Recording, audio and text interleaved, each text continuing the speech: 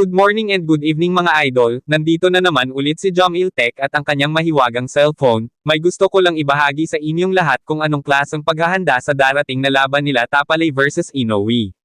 Dito muna tayo sa ating kababayan na si Marlon Tapales, makikita dito na may ginawang pictorial pa si Marlon Tapales, at ipinakita dito na kung gaano na ba kalakas si Tapales ngayon, at makikita din sa labas ng ring na nandoon din ang kanyang manager, at makikita din kung gaano kasaya din sa ginawang practice game ni Marlon Tapales.